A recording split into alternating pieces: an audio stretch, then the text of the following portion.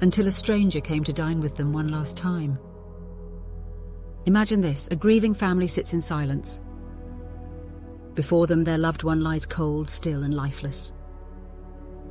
On the chest of the deceased rests a simple meal: bread, salt and ale. The wooden door creaks open. A ragged figure enters, his face worn with hunger and shadows. He sits, eats in silence, then leaves, never to be acknowledged.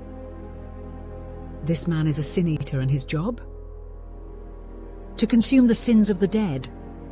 A bizarre, unsettling ritual, almost forgotten by history. Yet it was once practiced in parts of Wales, England, Scotland, and the Appalachian Mountains of America. But what was a sin eater? Where did this practice come from? And why did it vanish? Let's step into the eerie world of the sin eaters. A sin eater was an outcast, a necessary evil. When someone died, their family feared that their sins would weigh them down in the afterlife. He might go to purgatory or worse, hell. The solution? They hired a sin eater, usually a poor man, shunned by society, to take on those sins. The ritual was simple yet disturbing. A meal, often bread and ale, was placed on the corpse or passed over the body. The belief was that the food absorbed the sins of the deceased. The sin eater then ate the meal, symbolically consuming those sins and freeing the dead soul from eternal suffering. But with this grim act came a terrible price. Sin eaters were pariahs. Though they provided a service, people feared them. After all, if they absorbed the sins of the dead, what did that make them? Some believed that sin eaters were doomed, spiritually polluted, eternally damned, weighed down by generations of others' sins. They lived on the fringes of society, surviving on meagre pay and scraps of food, and when their time came, no one would consume their sins. The origins of sin eating are murky, but traces of similar beliefs stretch back to pagan traditions, early Christianity, and even ancient Egypt and Greece.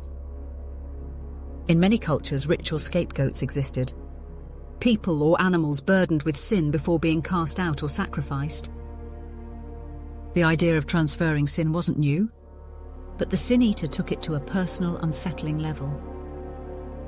The practice was most common in Wales and the English countryside in the 17th and 18th centuries.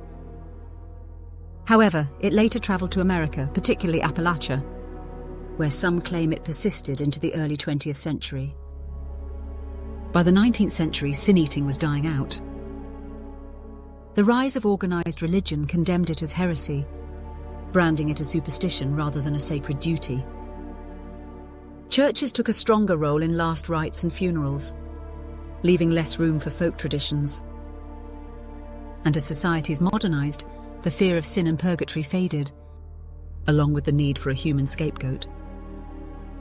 Yet whispers of the practice remain. So was the sin eater just a legend? A dark fable whispered through generations? Historians argue that sin eating was real. Records from 17th century Wales and England mention it explicitly. Even in America, stories of isolated mountain communities practicing sin eating persisted well into the 1900s.